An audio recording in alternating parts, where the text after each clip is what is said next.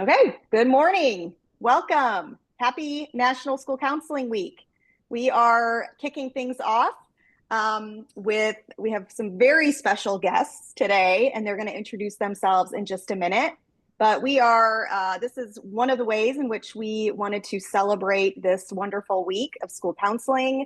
Not only is it a week, of course, to celebrate all the school counselors in our lives, and to thank them for all of the great work that they do, but also to educate others on our roles as school counselors. So again, we're glad you are here.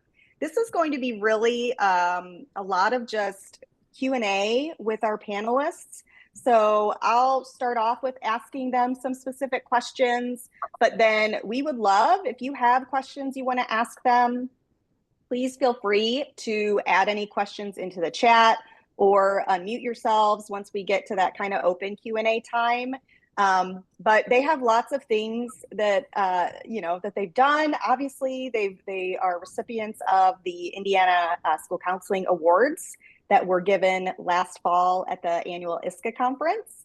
So clearly, they're doing some really great work. So we're glad that they are willing to share all of that with us. So thank you all, school counselors. Again, happy National School Counseling Week. We are going to go ahead and meet our special guests for today. I'll go ahead and as we kind of from left to right here on the screen, I'll have Laura start. And Laura, if you could maybe share who you are, where you work, and maybe your number of years as a school counselor, that would be great. Okay. So Laura? Yeah. Well, good morning, everybody. Thanks for having us here today. This is an honor to be here presenting. I'm Laura Robbins. I'm a high school counselor at South Newton, which is in Newton County. We're one of two high schools, and I am surrounded by cornfields, so literally in the middle of nowhere. And I have been here this is my 14th year as a school counselor. So all the cornfields make the work-based learning options really nice and easy for you? I'm so excited. We could do a whole podcast about that too, if you want. Yeah. I could really go on for days. Next time. I'll keep that in mind. Okay. Tim, I'm going to hand it off to you. All right. Hey, everyone. Thanks for being here. Thanks for allowing me to be here as well. Happy National School Counseling Week.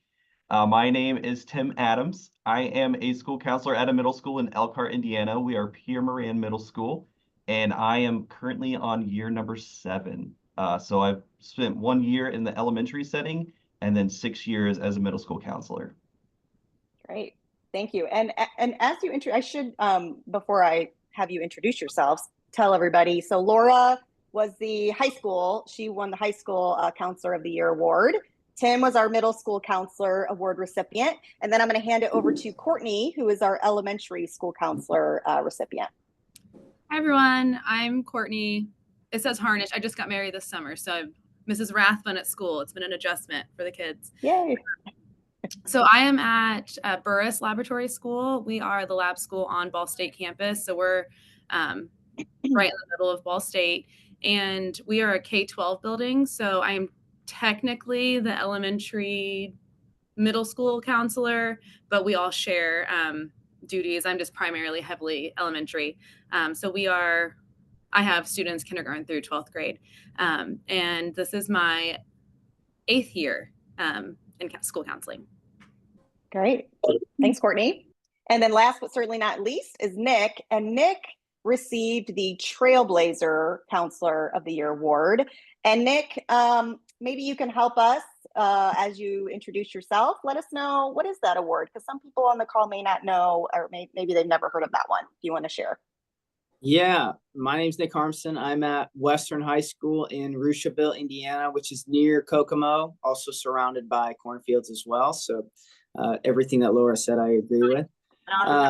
The Trailblazer Award is for the counselor in their first 5 years. This is my 4th year here at Western. So pretty cool to get that for sure. So. Absolutely. Good. Well, thank you all for being here. As I mentioned, I'm going to kind of go through and ask them some questions, but then certainly if there's something that comes to mind from those of you who are joining us, please just feel free to ask your question as well. The first thing I'm going to ask is, what is it about your program that helped to get you nominated as the Indiana Award recipient? Make sure everybody's muted, sorry.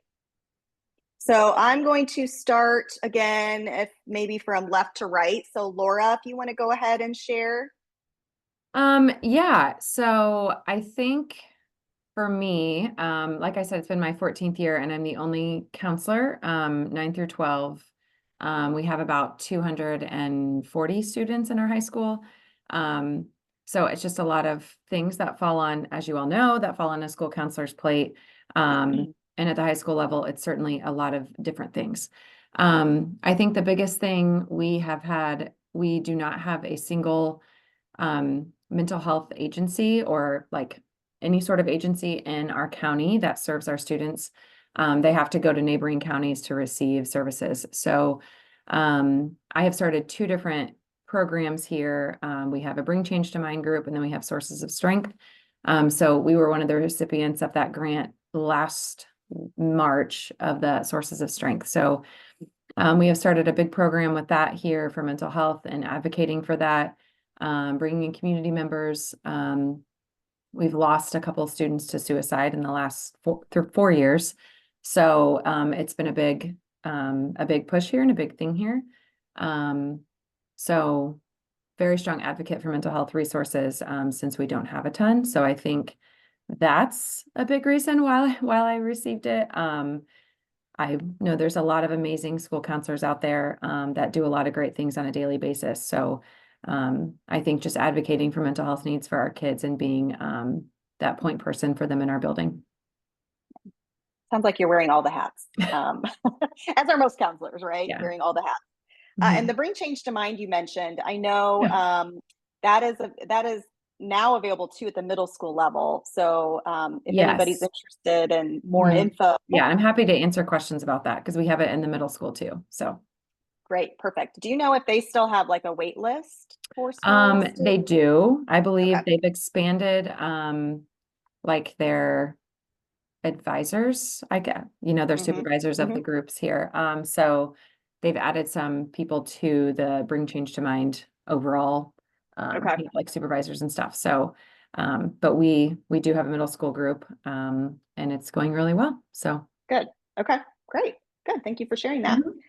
Tim, I'm going to ask you the same question. What helped get you nominated? Versus a time when connection is made with things easier. If you could go ahead and mute your yourself. Thinking about those side things. So the first, when I think about a time when working alone felt overwhelming. Next week, I think about a time when connections made. I don't know who that is. I don't know either. I think I'm like on twice. I don't know what's happening. Yes, it's popping up as twice for you, Laura. The last day that I was with the coordinating circle and the ad hoc in Raleigh. Okay, I'll leave and try to come back. I got you. How about that? I muted you. I found you. I found your second self. I don't know why I'm on twice, but so sorry. That's okay. All right, Tim, go ahead. Yeah, to piggyback a little bit off of what Laura said, we also have a Bring Change to Mind program here. I was kind of voluntold to do that. We were the first program in Elkhart Community Schools to launch that program. And the lady who kind of approached me about it, I actually officially told her, no, I want nothing to do with this program. I already have too much going on. I have too much on my plate. And she kind of convinced me just to kind of buy into the vision of Bring Change to Mind. And I loved everything that it was about. I loved how the curriculum is already built for you and it just allows you to teach and it's more student driven. So I kind of took it and I run with it. And so currently we are the largest middle school Bring Change to Mind group in the United States of America. And I've actually had to turn probably 20 or 30 more students down this year just because we're so large. So my biggest thing is the more students that we could get involved into leadership and building culture at our school, the better, because it's just going to equip themselves. It's going to be a change of heart and it's going to help our overall school community. So that's one thing like that I don't necessarily think that maybe have got me nominated or not, but it is one thing that we do have here at our school, which is very, very exciting. So we could continue to address the needs surrounding mental health. From a nomination standpoint, I won't lie, I'm pretty humble about this. I'm still kind of in shock, like why I was even nominated in the first place. And then I was able to be the award recipient for middle school, and then also receive the recipient for the Indiana School Counselor of the Year, which is truly an honor. At our school, we really operate as a team. That's one thing I've tried to build around what we've done. So whether it's me completely holding an event for the whole entire district, I will never take credit for that. I always give credit to my team. And the team that we have built here over the last several years is absolutely amazing. We are a team that just really cohesively gets along very well. We're very data driven, we're very student centered, and our mission that we have for our school counseling program aligns with the mission of our school and also the mission of our school corporation. So that's something that we really take seriously. We also operate on a it's not me, it's we philosophy. So again, like we give credit to one another. We lift each other up. And that's kind of a good centerpiece for where we're wanting to go to change the culture of our school. And finally, really, we just have a lot of amazing administrators. We have administrators that have really kind of bought into what we're wanting to do and have been able to see over the course of several years the progress that we have made as a school counseling department. In fact, this year we went through the Carrying the Torch program, and we received Gold Star for that. So we're the first school to do that, and we'll be the first school in our school corporation to also receive RAMP designation, which is really, really pretty amazing as well. So other than that, like, I don't know, I kind of want to be humble about it. I don't think it's anything I specifically did myself. There's a lot of leadership positions that I find myself in, just like we all do. I just happen to kind of be, I guess, in the right place at the right time. That team cohesion, and getting along with your team, that is so big. I've seen it go both ways, and with different counseling teams, and it can make a world of difference. So thank you for sharing all of that. And then Courtney, I'm gonna kick it over to you now. What do you think helped get you nominated? Well, just to echo both what they said, I had no idea I was nominated. My co-counselor, or high school counselor who I work with, had nominated me and not told me, which I think speaks, volumes to like my team. I'm really lucky, and I recognize that. Burris is so great at allowing me to do my job. While we wear many hats like all school counselors do, our administration really views us as experts in the field, and we're included in administrative meetings. We're included, our voices are heard, and I know that's not, at every school it's not like that. So I think the reason why our counseling program is able to excel is because we're given the space to, and we're able to set those boundaries of these are our roles. This is what we're supposed to do.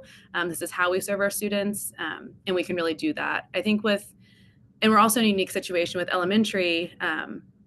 I'm able to get into the classrooms, be seen, and collaborate with teachers quite a bit. I think that was a big part of it too.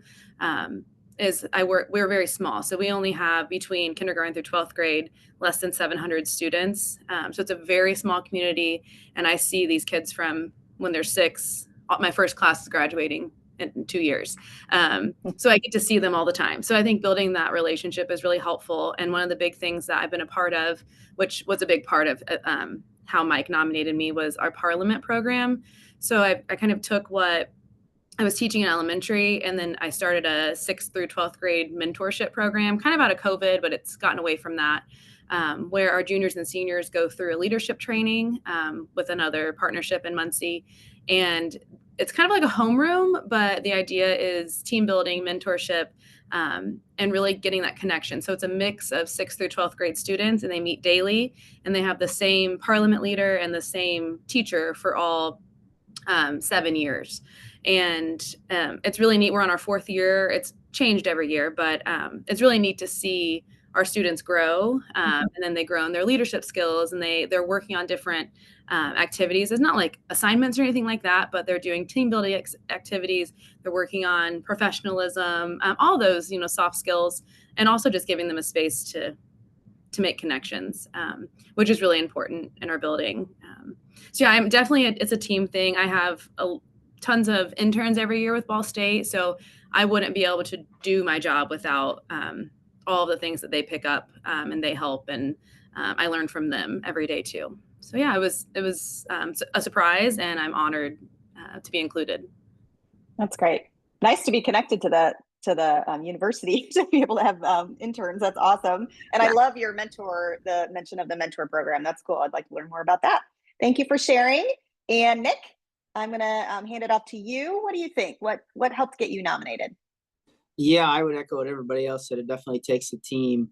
When I had started 4 years ago, I mean, naturally we deal with a lot of hard conversation. There's a lot of doom and gloom in the counseling office, grades, family stuff, mental health stuff. It's a lot of really hard conversations. So the challenge was put upon us to just make high school a little more enjoyable. I think if we all look back at our high school experiences, probably don't remember like a lot of specific things, but the things that were enjoyable, we really remember. So I created Healthy Competition Month in March to kind of bridge the gap from post-Christmas break to spring break. And that has become really popular. We just pretty much play games every day during lunch or during passing periods, have a lot of games out and stuff. And just feel like that's what high school is about, just trying to keep the morale up. So then now I run student council, and we had a fall spirit week, which led to adding a winter spirit week, and now we're going to add a spring spirit week. So trying to do a lot of things around the school to just keep morale high, and I guess to be visible and let people know, who we are and that we're out and about. I also come from a mental health background. My first master's was in just regular counseling.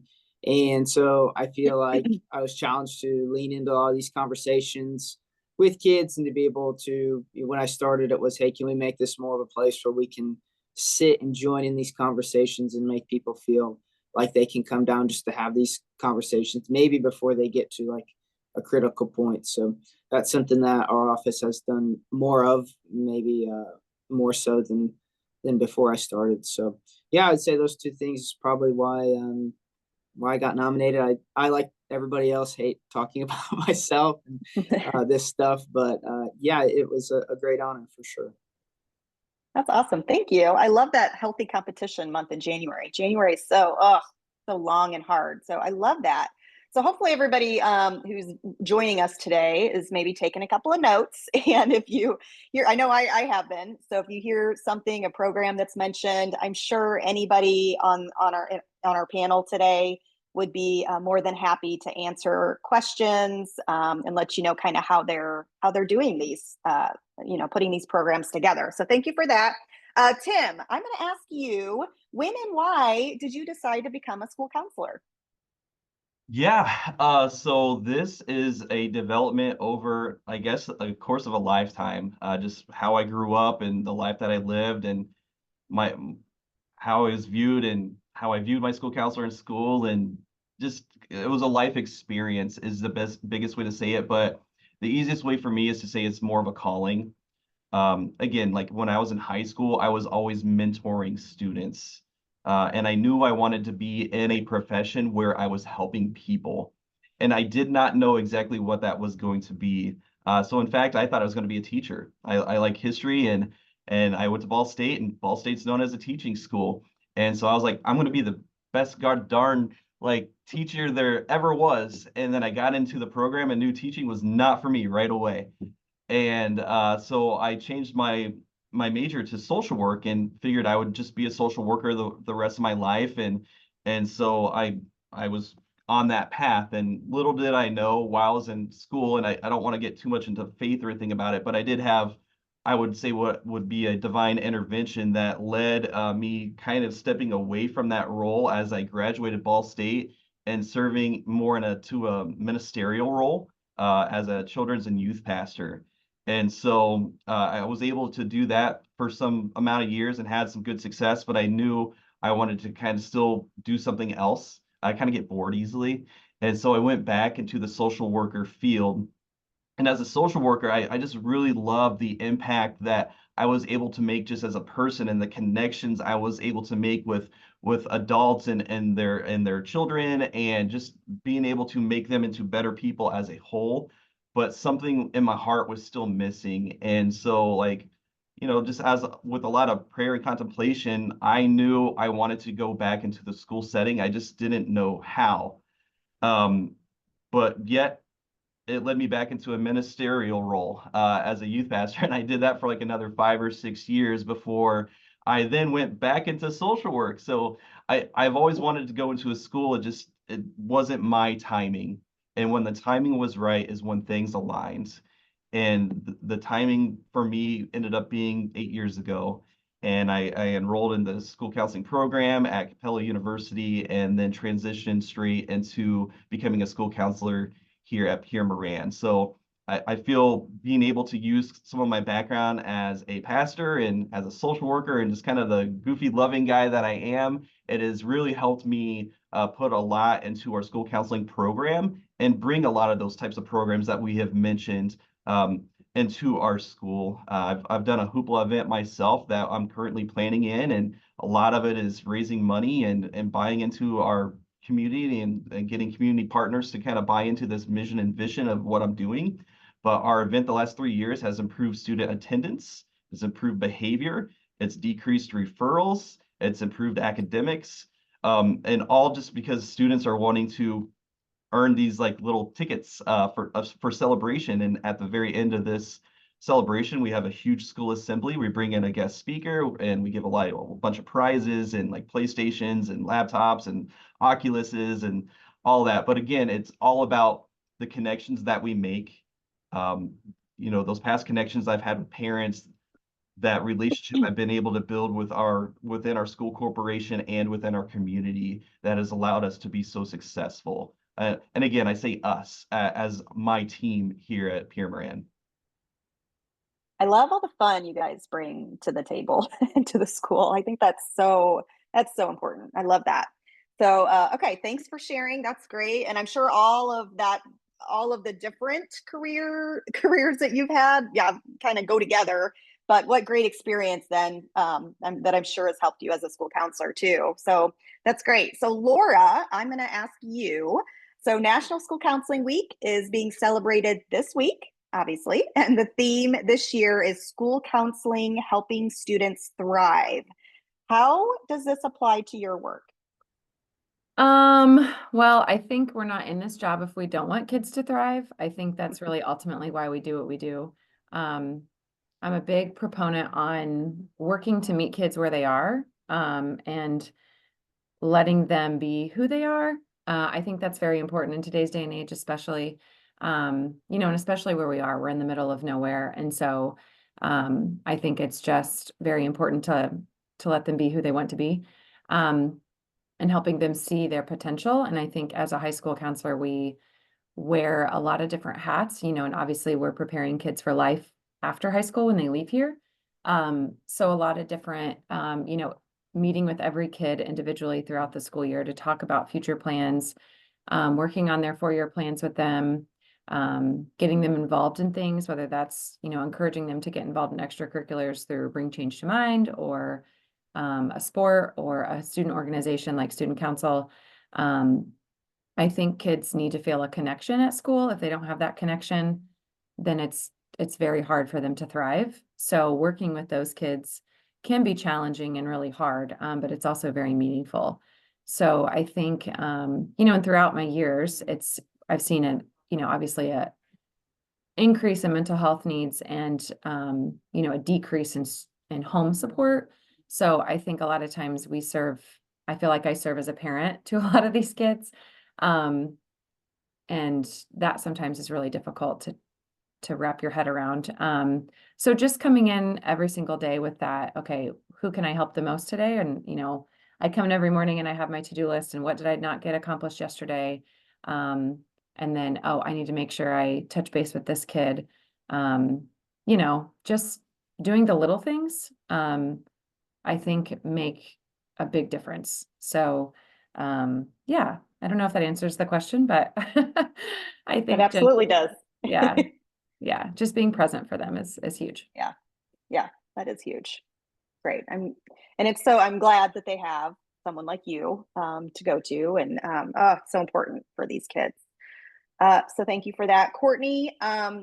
Finding joy amidst chaos. We know it's been a difficult and different few years. What keeps you going? How and where do you find joy both in your profession and outside of your profession? Yeah, I definitely don't claim to be an expert in this. I think it's anyone in the school counseling field, this is a struggle, right? We carry like the heaviest part of the school on us. So I think it's definitely a learning curve and something I've gotten better at over the years. I think for work, one thing, it's more about like my mindset of like, they're just tiny little humans for elementary, just trying to figure it out and remembering that and giving some grace in that. And not taking things personal. That's been a big help. Also, I think a big thing with the little ones and even the older ones that I have, like they're hilarious. So getting to know them and know them outside of like the 3 domains that we're supposed to hit on, one helps build connection with them, like remembering important dates, remembering things outside of school for them.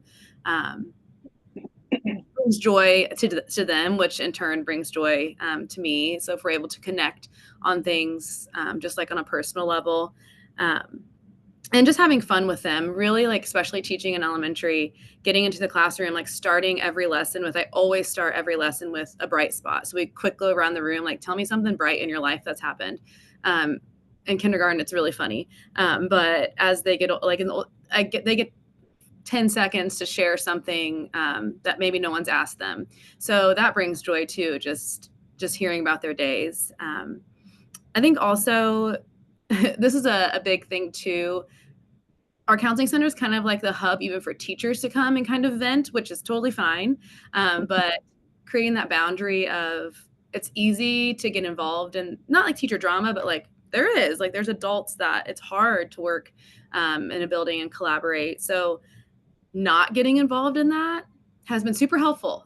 Just being a neutral party. And because when the moments that like I'd go home feeling heavier, right? Because I'm carrying things that I didn't need to carry. So being a support person, but not, crossing that line.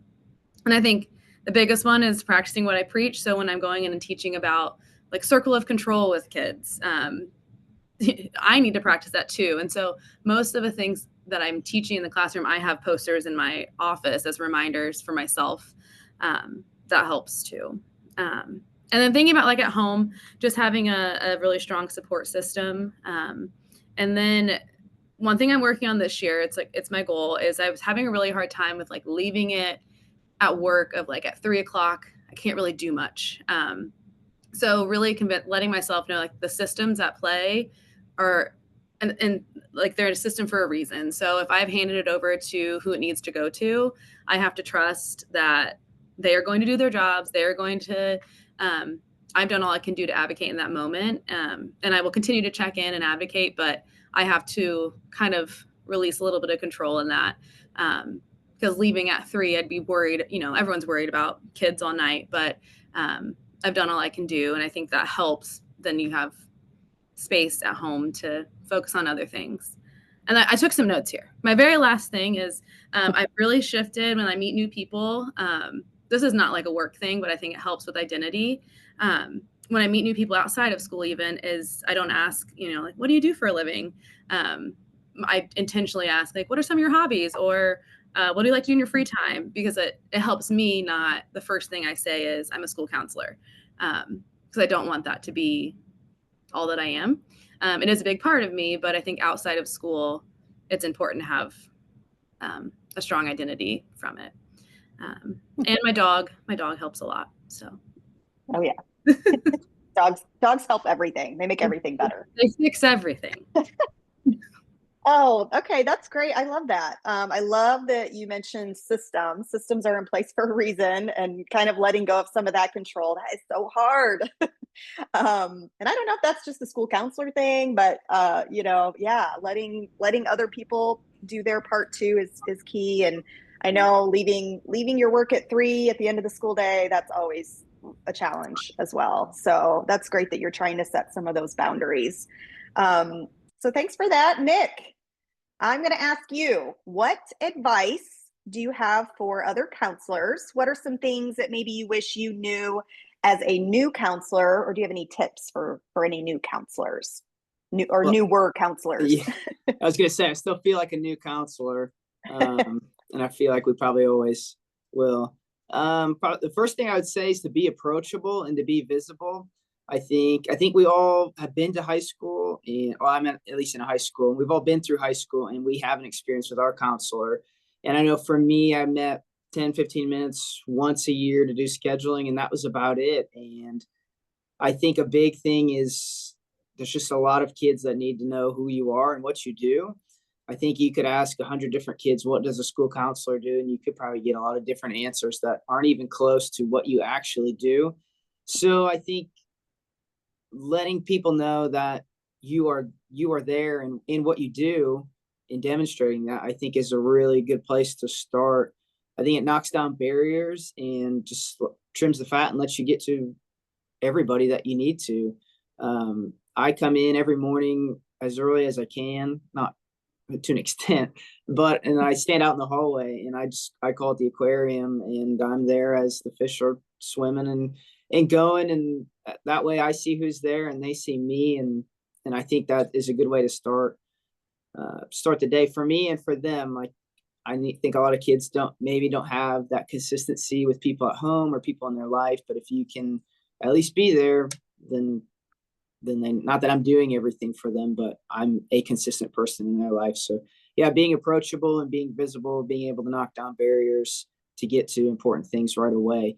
And I mean, sadly, I think that makes more work, but that's why we're in it, to help kids, especially kids with bigger issues. And you want them to be able to feel comfortable that they can bring whatever to you and that you can help them. So I think that's a huge thing. My second thing, I think it's really kind of based off of the first one, but I think it's really important that the kids know that I know that they exist.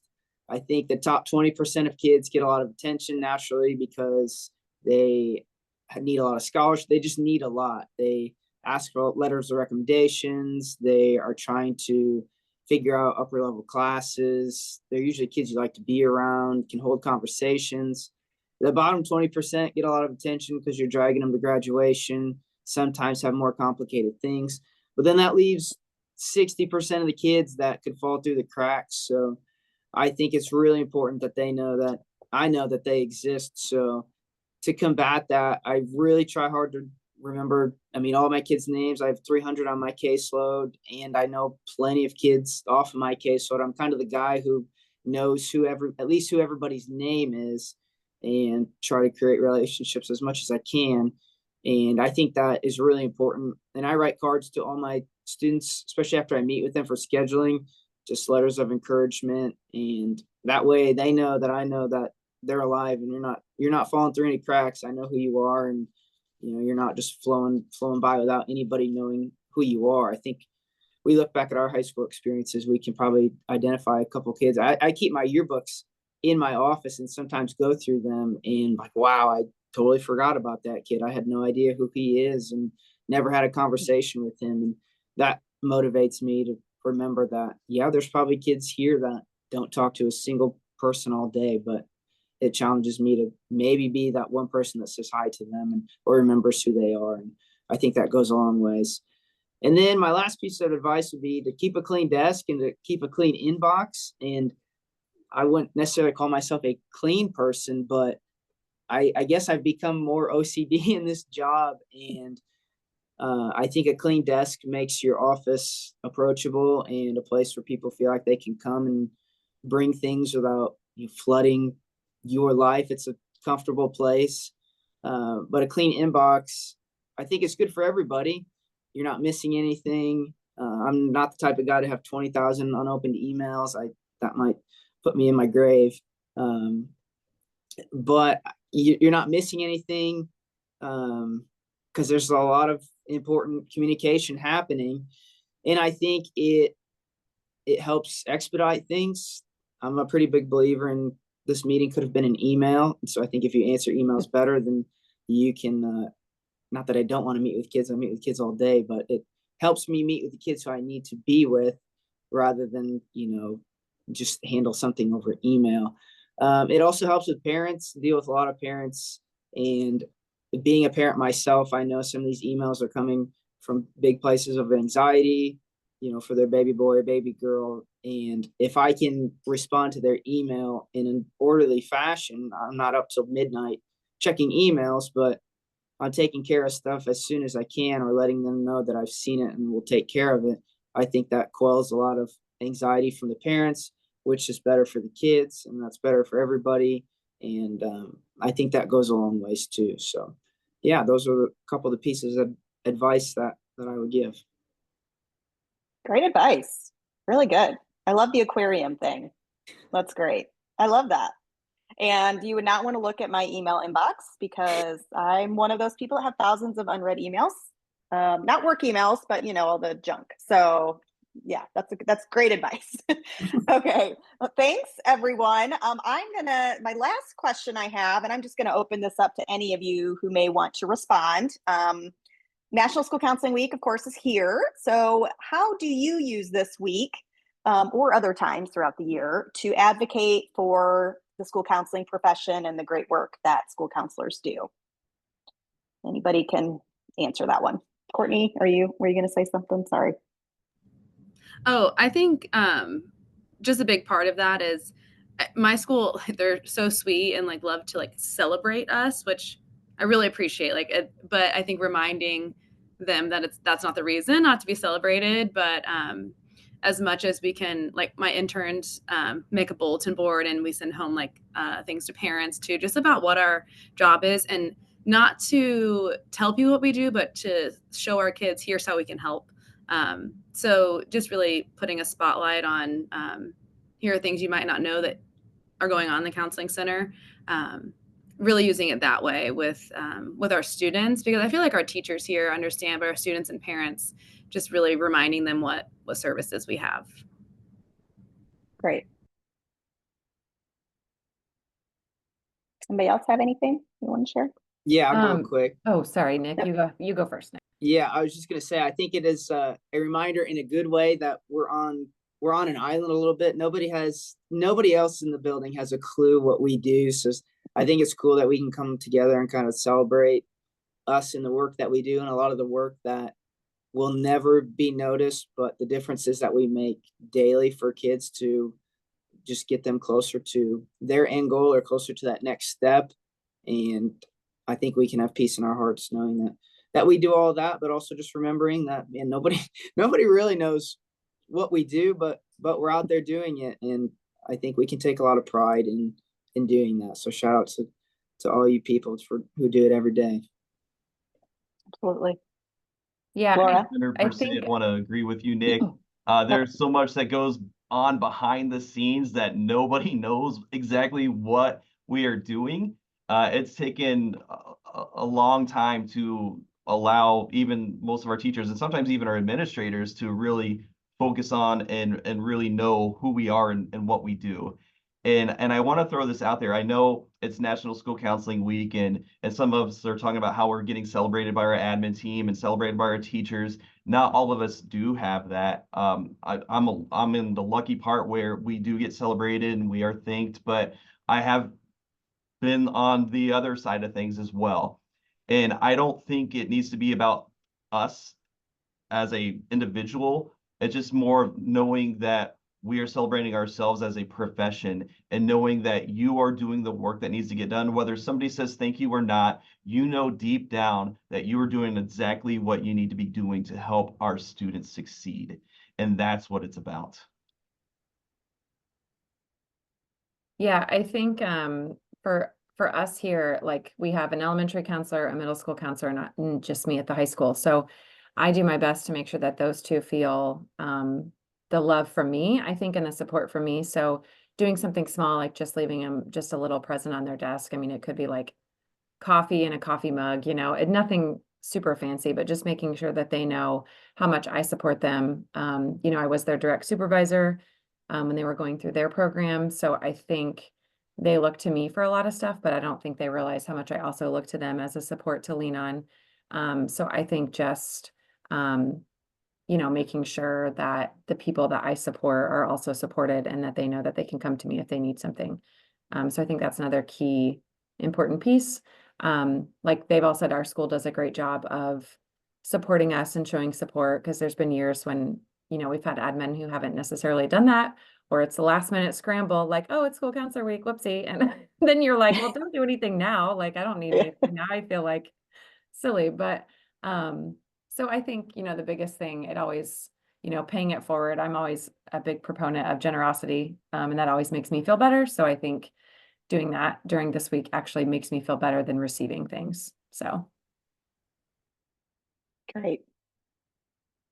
Thank you all for answering my questions and sharing tips and tricks for other people on the call. If anybody has any questions they want to add, please feel free to either unmute or add it into the chat. And then while we're waiting to see if anybody has any questions for you all, anything else that we didn't get to that you want to share? Any last minute comments?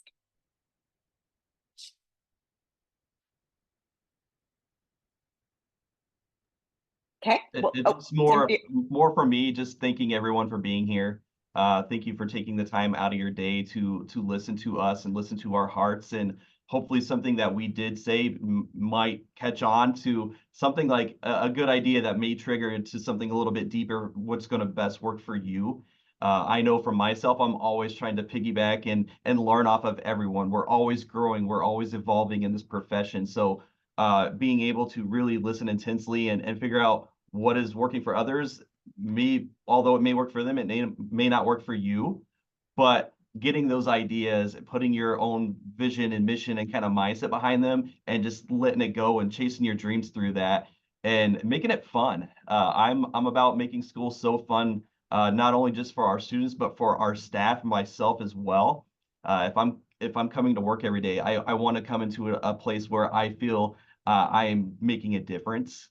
And when we are able to continue just to throw out ideas and build different things for our programs, like, we know deep down that's exactly what we're doing. And again, like, you may not be thanked, and that's not necessarily like the greatest thing in the world, but it is okay as well, because we know deep down the work that we're putting in is making the difference in the lives of our students. And that's, to me, again, what it's about. Thanks, Tim. I'm all about, sharing knowledge and resources and ideas. So I loved having you all here. You had some great things to share, some great ideas, some great programs that hopefully people maybe, again, took some notes and may reach out to you after the fact to ask you a little bit more about that. I do want to share on this slide here, you'll see lots of different resources for National School Counseling Week. Obviously, we're already, midway through the week, but there is still time, still a few days if you do want to use any of these resources here, or save them and use them next year. But again, a great week for you to advocate for the role, teach some people what school counselors actually do. So it's a great week for that. So lots of different resources within this page that you can click on. And then finally, our upcoming coffee talks. March 19th, we have Unpacking Burnout and Building Mental Resilience. Registration link is on the slide. And in April, we are going to be talking about Carrying the Torch. The new year of registration for Carrying the Torch is going to be opening this spring. So we wanted to kind of highlight a little bit about what it is, what does it kind of look like for school counselors going through the process, and then we'll share how you can register if you want to join in that process for next school year. Finally, if you want a PGP for participating today, you can click on this very short evaluation link, and then you will receive a PGP in your inbox. And then some other upcoming events through the rest of this month and then into early March. All of these are clickable links, so you can go ahead and find out more information and register for any of these. And then finally, we are offering a 2-day in-person prepare workshop in Indianapolis in April. So if you are interested in that, you can find more information there as well. And with that, I'm checking the chat. I don't see any other questions. So thank you so much again to our Counselor Award recipients for joining us today. You are all awesome, amazing. You had great things to share. I really appreciate your time. And thank you everyone else for joining us in to listen. So have a great rest of the day and a great school counseling week. Bye. We'll see y'all soon. Thank you. Thanks, everybody. Take Bye. care.